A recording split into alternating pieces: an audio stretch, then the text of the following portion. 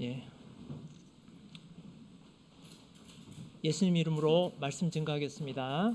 우리 오늘은 여호수아 6장 말씀을 찾아 읽겠습니다. 여호수아 6장입니다.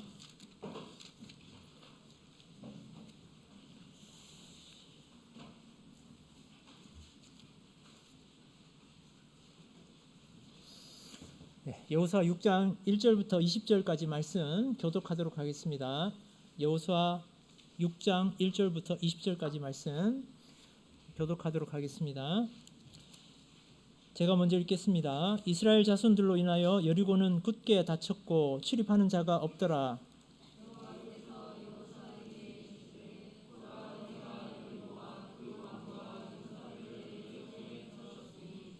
너희 모든 군사는 성을 둘러 성 주위를 매일 한 번씩 돌되 엿새 동안을 그리하라.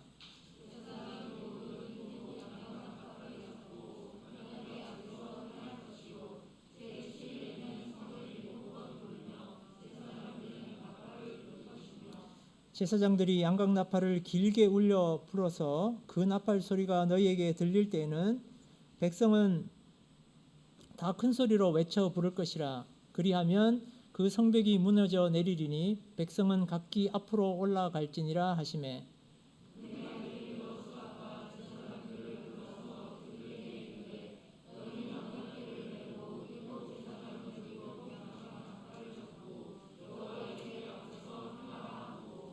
또 백성에게 이르되 나아가서 성을 돌되 무장한 자들이 여호와의 궤 앞에 행할지니라.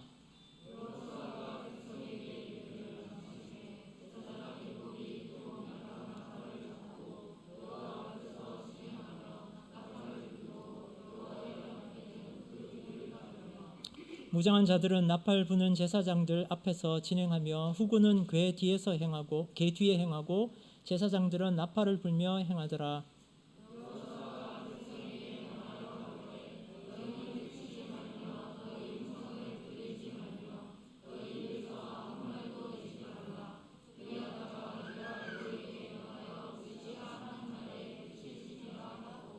여호와의 궤로 성을 한번 돌게 하니라. 무리가 전에 돌아와서 전에서 자니라.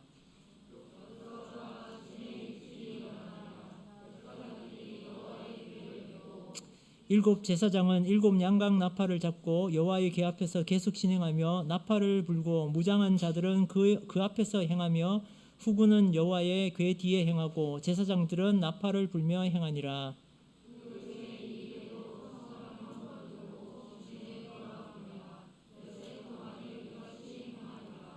제7일 새벽에 그들이 일찍 일어나서 여전한 방식으로 성을 7번 도니 성을 7번 돌기는 그날 뿐이었더라.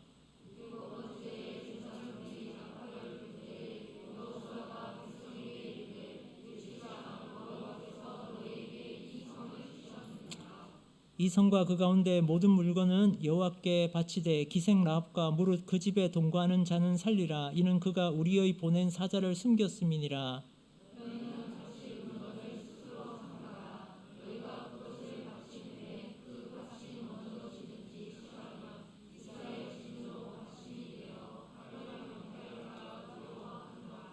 은금과 동철 기구들은 다 여호와께 구별될 것이니 그것을 여호와의 곳간에 드릴지니라. 이에 백성은 외치고 제사장들은 나팔을 불매 백성이 나팔 소리를 듣는 동시에 크게 소리 질러 외치니 성벽이 무너져 내린지라. 백성이 각기 앞으로 나아가 성에 들어가서 그 성을 취하고. 저희가 여호수아 6장의 말씀을 읽었는데요. 제가 읽다가 잘못 읽은 부분이 있죠. 저도 이제 안경을 쓰고 이걸 보면 도저히 읽을 수가 없어서 제가 중간에 틀린 걸 알고 안경 벗고 읽었습니다. 돋보기를 이제 써야 된 나이가 된 것 같습니다. 금요일 이렇게 안식일 저녁 예배 때 우리 그동안 신학생님이 이제 여호수아의 말씀으로 이렇게 증거를 해주셨는데요. 듣는 가운데 참 은혜가 됐었습니다. 그래서 신학생 가시고 난 다음에 우리가 좀 이어서 이렇게 여호수아 말씀을 같이 살펴봤으면 좋겠다라는 생각을 했습니다. 그래서 앞으로 제가 금요일 저녁에 이렇게 함께 안식일 저녁 예배 드릴 때는 여호수아의 말씀으로 같이 나누도록 하겠습니다. 사실 이제 4장까지 하셨어요. 그래서 이제 한 주가 남았으니까 이제 5장을 하실 것이야라고 예상을 하고 제가 6장의 말씀을 읽으면서 상고하고 있는데 5장을 안 하시고 민수기의 말씀을 증거하시고 가셨어요. 그래서 5장은 이제 건너뛰고 준비한 6장의 말씀으로 우리 함께 나누도록 하겠습니다. 오늘 읽은 여호수아 6장의 말씀은 이스라엘 백성이 요단을 건너서 이제 첫 번째 만나는 성 여리고에 관한 그런 이야기입니다. 이스라엘 백성들이 40년간의 광야 생활 끝에 드디어 이제 가나안 땅에 다다르게 되죠.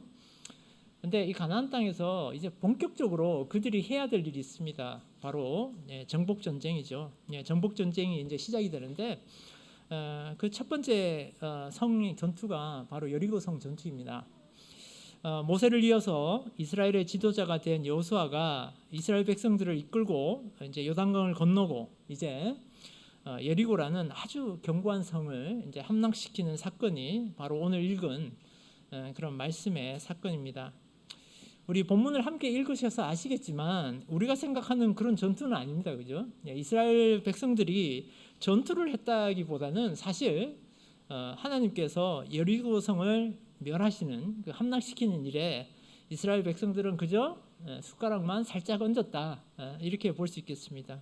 굳이 뭐 적극적으로 이스라엘 백성들의 역할을 더 적극적으로 우리가 대변해 보자면 그 일에 증인으로 참여했다 정도가 될 수 있을 것 같습니다.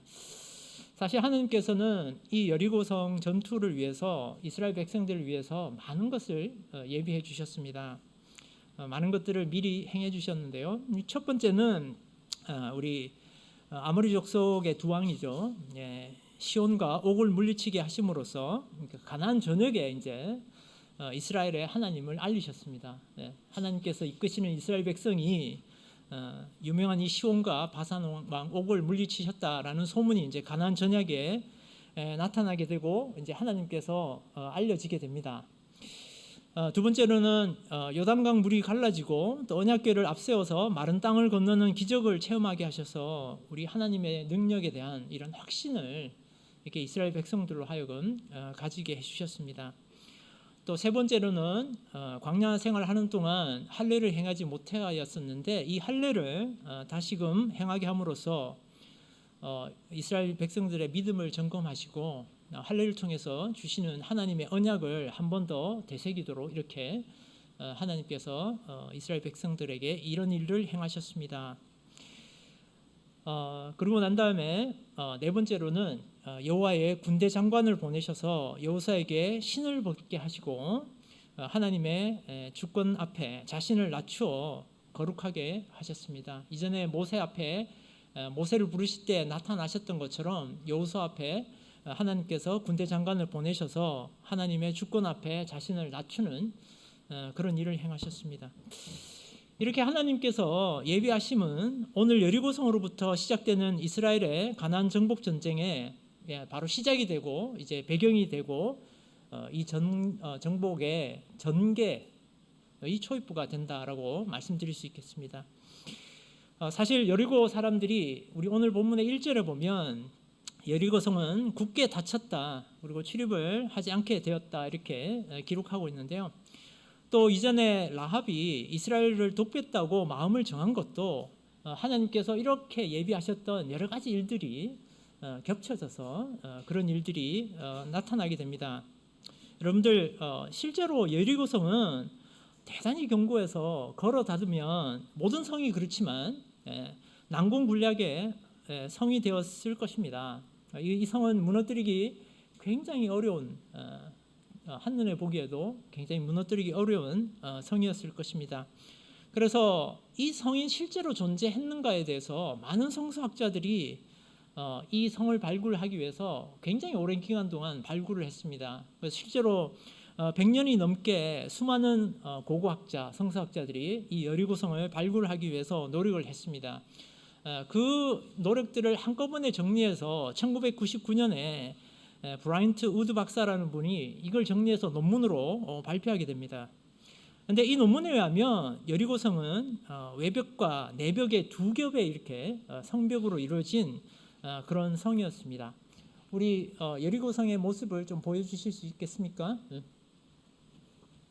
네, 여기 사진으로 보시는 게 여리고성 사진이 되겠습니다. 그림이 되겠습니다. 그래서 요게 이제 외벽이 되고 요게 내벽이 되고 이 안쪽이 이제 여리고성 사람들이 되겠는데요. 잘 보시면 요게 이제 비탈이 이렇게 져 있기 때문에 여기까지가 높이가 한 5m 정도가 되고요. 그다음에 요 높이가 7m가 됩니다. 그다음에 이제 이 지면에서 여기까지 높이가 14m가 됩니다. 그리고 이 14m 되는 요 기초에서 다시 성을 쌓아서 여리고성이 건축된 것을 볼 수가 있습니다. 여러분들 여리고성에 관한 라합에 관한 기사를 읽으실 때 라합의 집이 성벽에 있었다라고 기록이 되어 있습니다. 그죠? 처음에 제가 그 얘기를 들었을 때 성벽에다가 어떻게 집을 짓지? 라는 생각을 했는데요. 이 그림을 보면 라합의 집이 어디에 있었던지를 우리가 잘 알 수가 있는데요. 여기 보면 요 사이에 여기 집들이 이렇게 있습니다. 라합의 집이 아마 이렇게 위치하고 있었던 것 같습니다. 그래서 정상분을 내릴 때 이렇게 줄을 달아서 내린 것으로 우리가 이해가 될 수가 있겠습니다. 보여드린 그림은 고고학자들이 여리고성을 발굴해서 그 발굴된 내용을 정리해서 이렇게 그림으로 그려본 것인데요. 이 그림을 잘 보면 성서가 얼마나 정확하게 기록이 되는지 우리가 알 수 있게 됩니다. 이때 이 여리고성을 발굴하기 위해서 이 발굴한 사람들이 땅을 파면서 이렇게 발굴을 하죠. 보통 이제 성을 발굴하기 위해서는 그때 발견한 것이 불에 탄 곡식 항아리의 재의 흔적을 이렇게 발견했다고 합니다. 그래서 성경에는 여리고성의 다다른 시기가 추수가 거의 끝난 시기였다고 기록이 돼 있고 또 그 성읍에 있는 모든 것들을 불로 사르라고 이렇게 성경의 내용이 기록이 돼 있는데요. 그렇게 발견된 곡식을 담았던 항아리의 흔적이 바로 이 성경의 내용을 잘 대변하고 있고요. 그 다음에 발굴하는 가운데 모든 성들이 한꺼번에 무너졌다라는 걸 알게 됐어요. 이 발굴하시는 분들이. 그런데 그 중에 한 부분만 무너지지 않고 남아있는 부분이 있었어요. 그래서 그 부분이 아마도 라합의 집일 것이다라고 이렇게 성서학자들이 유추를 하고 있습니다. 오늘날 우리 세상은 마치 이런 견고한 여리고성과 같다라는 생각이 듭니다. 여러분들이 그림을 봐서 아시겠지만 이런 성을 무너뜨린다라는 것은 거의 불가능에 가까운 일이라는 생각이 듭니다. 우리가 살아가는 이 세상에 세상이라는 성도 이렇게 난공불락에 무너뜨리기 어려운 성이 아닌가라는 생각을 하게 됩니다. 우리를 향해서 이 세상에 문을 걸어 잠근다면 우리가 과연 그 성을 무너뜨릴 수 있을까? 이런 생각을 하게 되는데요. 그렇다면 우리가 그런 난공불락의 세상의 성, 여리고성과 같은 성을 어떻게 무너뜨릴 수 있을까요? 하나님께서 여호수아와 이스라엘 백성들에게 여리고성을 어떻게 허락하셨고 또 어떻게 함락을 하셨는지 우리 함께 생각을 해보도록 하겠습니다. 자, 첫 번째 여리고성을 함락시키는 방법은 바로 하나님의 법을 지키는 것입니다.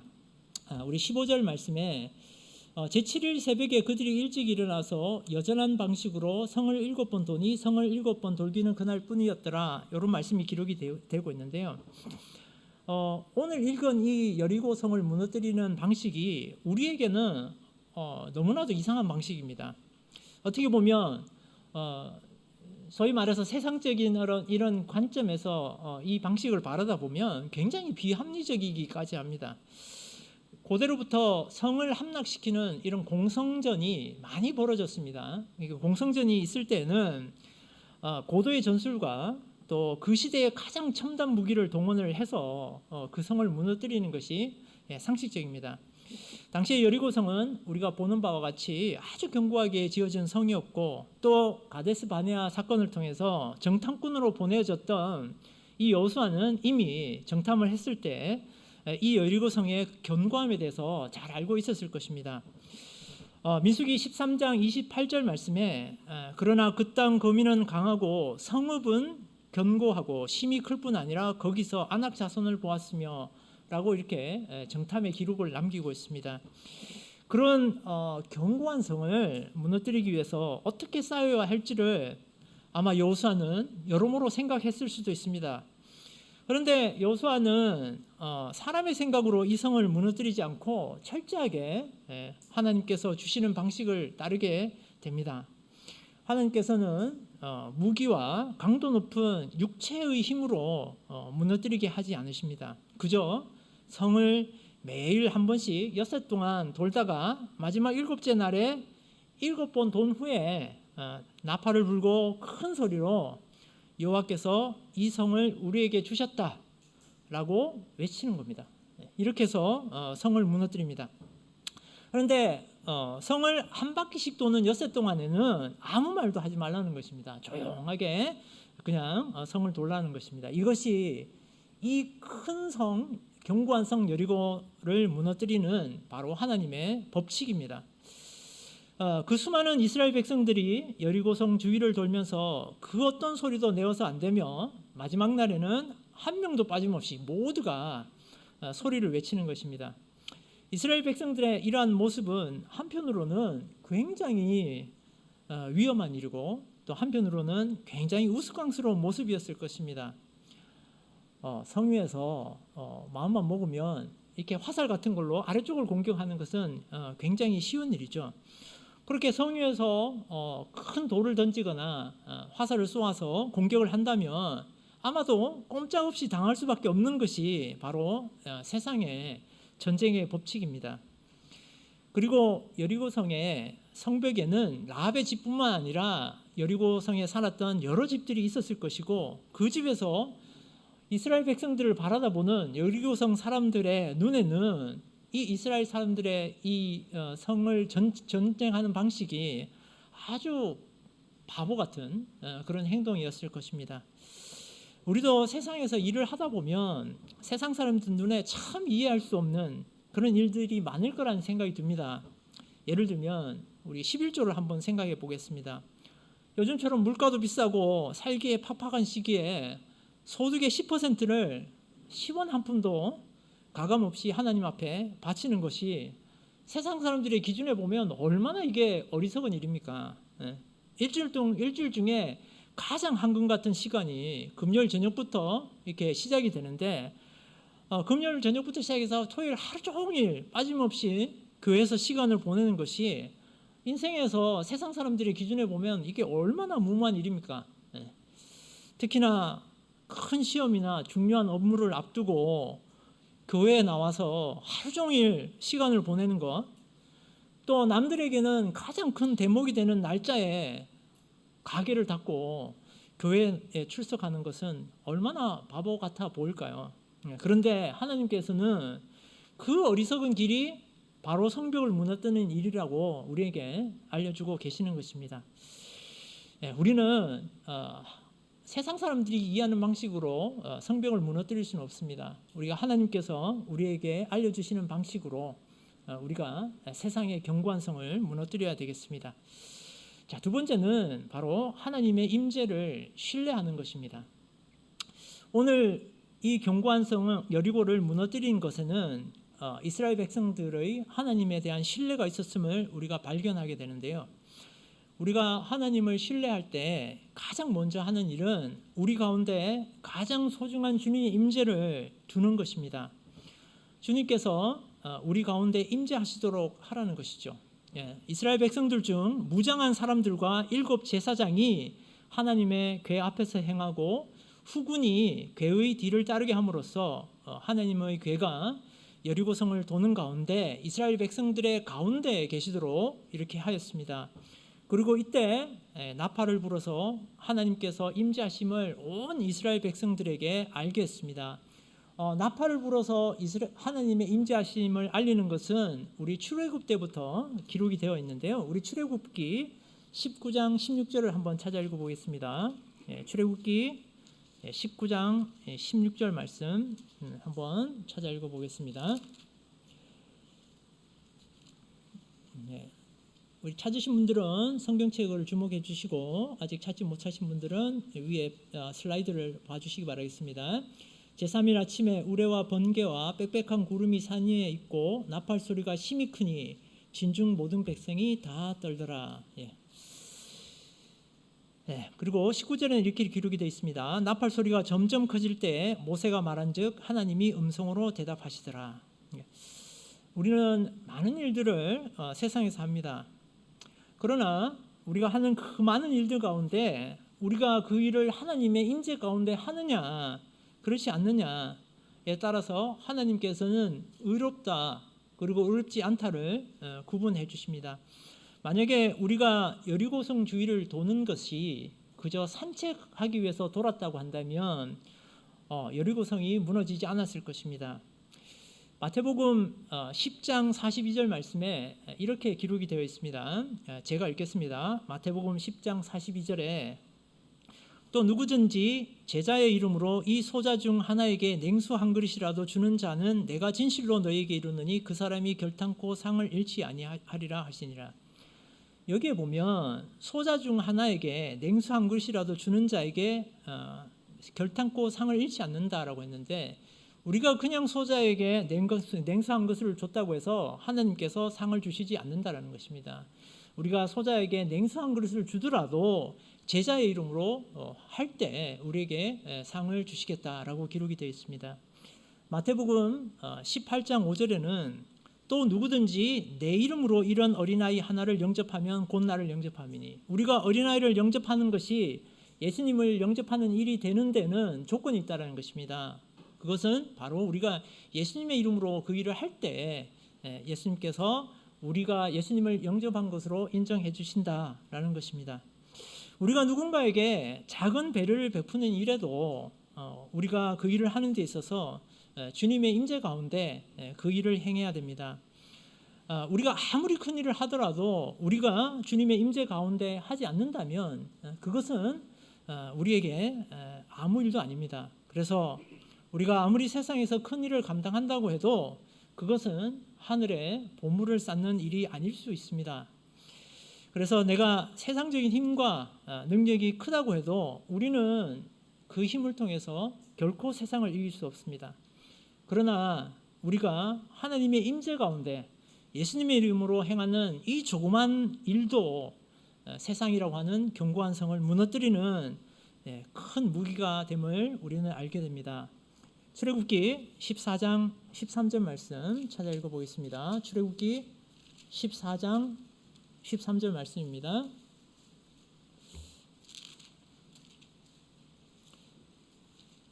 출애굽기 14장 13절 말씀 찾으셨으면 제가 읽겠습니다. 모세가 백성에게 이르되 너희는 두려워 말고 가만히 서서 여호와께서 오늘날 너희를 위하여 행하시는 구원을 보라. 너희가 오늘 본 애굽 사람을 또다시는 영원히 보지 못하리라. 우리는 주님이 우리 가운데 임재하시도록 했다면 그분을 신뢰하면서 그분이 우리의 구원을 이루시는 역사를 지켜볼 수 있게 됩니다. 그리고 그 속에 세상에 대한 두려움도 사라지게 되는 것입니다. 자, 세 번째는 하나님께서 주신 것을 믿고 행하는 것입니다. 우리는 하나님께서 우리에게 주신 것은 그 어떤 것도 믿고 순종을 해야 합니다. 본문을 우리가 잘 살펴보면 본문 4장에는 4절에는 제사장 7은 제가 빠르게 읽겠습니다. 7 양각 나팔을 잡고 언약궤 앞에서 행할 것이요 제7일에는 성을 7번 돌며 제사장들은 나팔을 불 것이며 제사장들이 양각 나팔을 길게 울려 불어서 그 나팔 소리가 너희에게 들릴 때에는 백성은 다 큰 소리로 외쳐 부를 것이라. 그리하면 그 성벽이 무너져 내리리니 성벽은 각기 하나님 앞으로 올라갈지니라 하시니. 하나님께서 명령하신 내용입니다. 하나님께서 여호수아에게 이렇게 명령하셨을 때 여호수아가 이 말씀을 듣고 여호수아가 다시 이스라엘 백성들에게 이 말씀을 전달합니다. 6절 보겠습니다. 눈의 아들 여호수아가 제사장들을 불러서 그들에게 이르되 너희는 언약궤를 메고 7 제사장은 7 양각 나팔을 잡고 여호와의 궤 앞에서 행하라 하고 또 백성에게 이르되 나아가서 성을 돌되 무장한 자들이 여호와의 궤 앞에 행할지니라. 하나님께서 여호수아에게 전달했던 그 말씀을 여호수아가 이스라엘 백성에게 가감없이 전달을 하고 있습니다. 그리고 이 말씀은 이스라엘 백성들이 그대로 실천하게 됩니다. 13절에 일곱 제사장은 일곱 양각 나팔을 잡고 여호와의 궤 앞에서 계속 진행하며 나팔을 불고 무장한 자들은 그 앞에 행하며 후군은 여호와의 궤 뒤에 행하고 제사장들은 나팔을 불며 행하니라. 똑같은 내용을 왜 이렇게 중보에서 기록했을까라는 생각이 처음에는 들었는데요. 하나님께서 여호수아를 통해서 명령을 해주시고 여호수아 민족의 지도자인 여호수아가 이스라엘 백성에게 이 말씀을 전달하고 이스라엘 백성들이 그 말씀을 그대로 행하는 것을 우리가 발견하게 됩니다. 오늘날 교회도 마찬가지입니다. 하나님께서 성경을 통해서 또 성령의 감동을 받은 그런 우리 증거자와 지도자들을 통해서 하나님 말씀을 전달해 주십니다. 그리고 그 말씀이 교회 가운데 그대로 선포가 되어야 되고 이 말씀이 한치도 오류가 없이 모든 성도들을 통해서 삶 속에 실천이 되어야 합니다. 진리의 말씀은 늘 한결같습니다. 그러나 지도자들이 그 말씀을 변개하기도 하고 우리 성도들이 그 말씀을 곡해하기도 합니다. 그러나 하나님께서는 이 말씀이 하나님께서 선포하신 그 말씀 그대로 우리 삶 가운데 이루어지기를 원하십니다. 예레미야 이 말씀이 기록이 되어 있습니다. 나 여호와가 이같이 이르노라. 너는 여호와의 집들에 서서 유다 모든 성읍에서 여호와의 집에 와서 경배하는 자에게 내가 내게 명하여 이르게 한 모든 말을 고하되 한 말도 감하지 말라. 신약에는 로마서에 이런 말씀을 기록하고 있습니다. 그리스도께서 이방인들을 순종케 하기 위하여 나로 말미암아 말과 일이며 표적과 기사의 능력이며 성령의 능력으로 역사하신 것 외에는 내가 감히 말하지 아니하노라. 그래서 구약의 선지자들도 또 우리 신약의 바울 사도도 늘 하나님의 말씀을 자신의 이해에 따라서 가감하지 않기 위해서 늘 애썼습니다.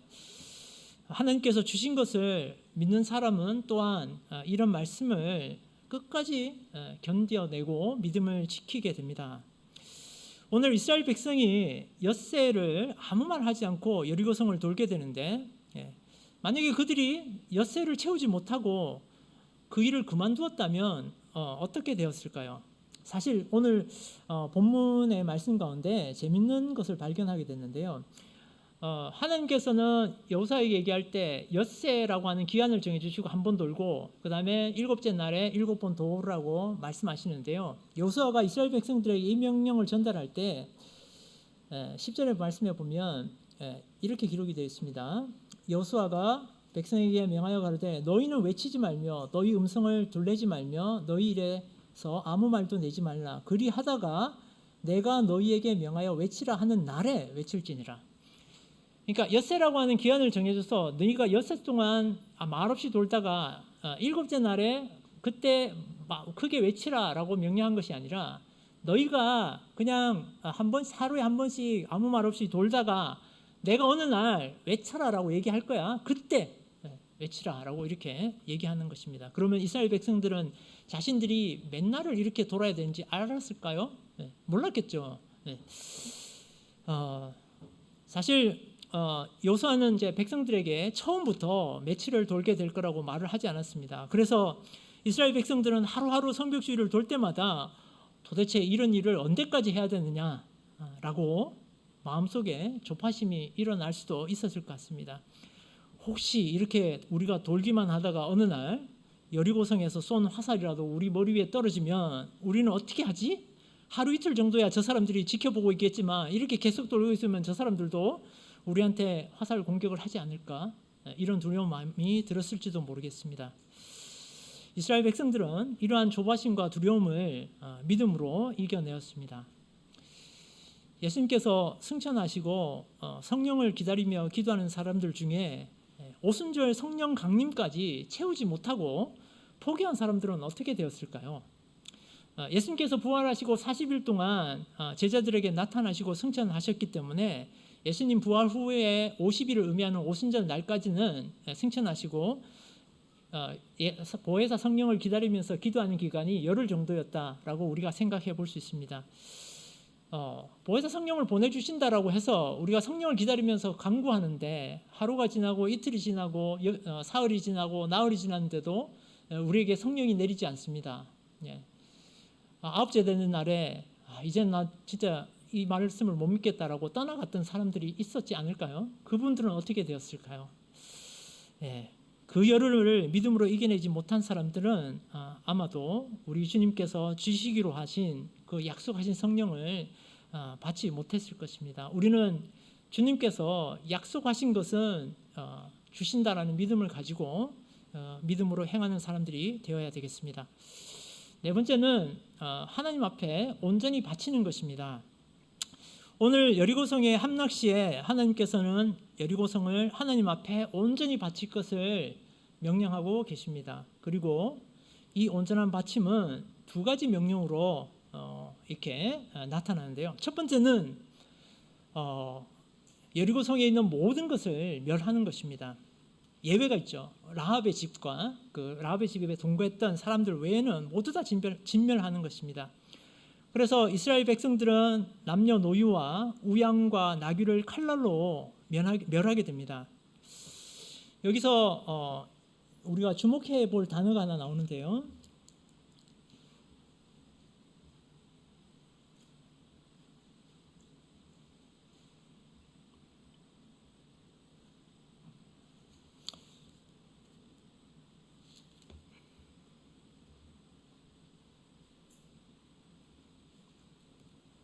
네, 제가 지금 찾고 있는데요.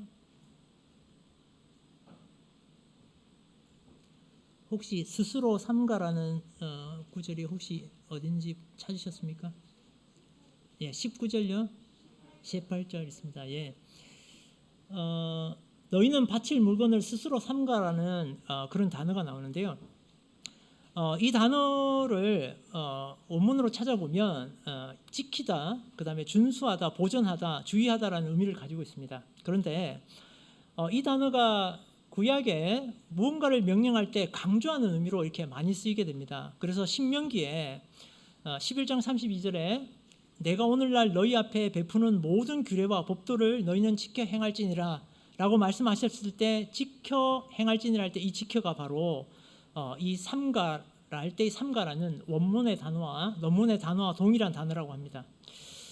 즉 하나님께서 여리고성을 하나님께 바칠 때 온전히 바치라고 말씀하시는 것은 바로 모두 바치되 반드시 지키라 라는 것입니다. 그래서 이 말씀은 그 가운데에서 하나라도 우리가 지키지 않게 되면 하나님께 바쳐진 것으로 인정할 수 없고 그냥 자신들이 취한 것이 된다라는 그런 의미가 되는 것입니다. 그런데 우리가 뒤에 이 말씀을 지키지 않았던 사람이 있다는 걸 잘 알죠. 아간은 하나님의 말씀을 지키지 않음으로써 정말로 화를 당하게 되는 것을 우리가 발견하게 됩니다. 자, 온전히 지키게 되는 두 번째 명령으로 하나님께서 명령하신 내용이 있는데요. 그것은 바로 여리고성을 재건하지 말라라는 것입니다. 여리고성을 하나님 앞에 온전히 바쳤다면 후에 이 여리고성을 재건하려는 일을 하지 말라라고 그렇게 명령하십니다. 여리고성의 함락은 무너뜨려진 성을 통해서 늘 하나님의 은혜를 기억하고 또 감사하고 영광을 돌리게 하고 하나님을 섬기지 않고 맞서는 것은 멸망을 불러온다는 그런 교훈을 영원히 간직하게 하려는 그런 하나님의 뜻인 것입니다. 그런데 이러한 여리고성을 어떤 이유로 다시 건축하게 하는 것은 바로 하나님에 대한 도전이 될 수 있으며 하나님 앞에 여리고성을 온전히 바치는 것이 아닙니다. 그래서 일찍이 모세도 이러한 일들을 이스라엘 백성들에게 교훈하고 죽었는데요. 우리 그 구절을 한번 찾아 읽어보겠습니다. 신명기 13장 15절 말씀 한번 찾아 읽어보겠습니다. 신명기 13장 15절 말씀입니다.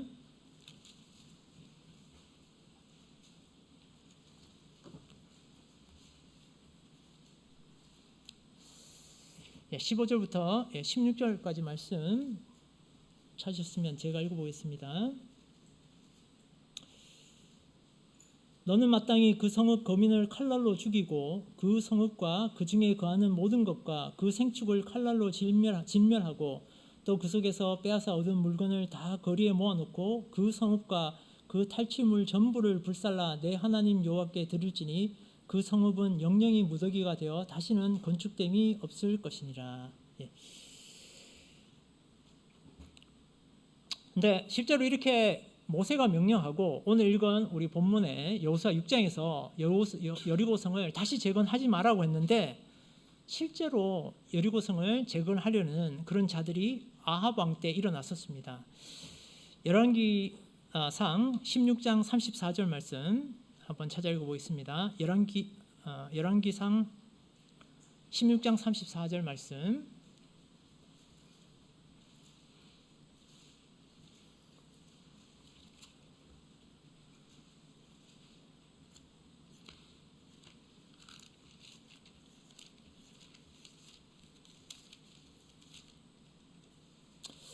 자, 제가 읽어보겠습니다. 찾으셨으면. 그 시대에 베델 사람 히엘이 여리고를 건축하였는데 저가 그 터를 쌓을 때 맏아들 아비람을 잃었고 그 문을 세울 때 말지 아들 수굽을 잃었으니 여호와께서 눈의 아들 여호수아로 하신 말씀과 같이 되었더라. 실제로 여호수아서에 여리고성을 다시 건축하지 마라. 그래서 누구든지 일어나서 건축하는 자는 여호와 앞에서 저주를 받을 것이라. 그 기초를 쌓을 때 장자를 잃을 것이요 문을 세울 때 계자를 잃으리라 하였더라라고 여호수아 6장 26절에 이렇게 기록이 되어 있습니다. 실제로 이렇게 금하신 것을 함으로써 베델 사람 히엘이 여리고를 건축하려고 했을 때 그 아들을 잃었던 사건들을 우리가 발견하게 됩니다. 우리는 세상의 것으로부터 멀어진 삶을 추구하면서 그 믿음의 노력의 성취를 우리가 이루게 됩니다. 그렇지만 우리가 어느 순간 잠시 방심하게 되면 또다시 세상의 것들에 물들어가게 되는 우리를 발견하게 됩니다. 우리는 세상의 것을 취할 때 온전히 바치고 또 바친 후에는 다시는 그것들을 돌아보지 않아야 되겠습니다. 그것이 바로 우리 여호수아서 6장을 통해서 우리 주님께서 우리에게 교훈하시는 말씀으로 받아들이게 됩니다. 자, 오늘은 우리 여호수아서 6장의 여리고성 함락을 통해서 우리 하나님께서 우리에게 주시는 교훈에 대해서 함께 살펴보았습니다. 여리고성을 아무 말 없이 돌고 있을 때 여리고성 사람들이 이스라엘 백성들을 향해서 마음으로 조롱하고 또 팔짱 끼고 쳐다본 것처럼 세상은 늘 우리를 향해서 놀리거나 또 이해할 수 없다고 비이성적인 것들에 매달려서 산다고 또 인생을 허비하고 있다고 우리에게 말할지도 모릅니다.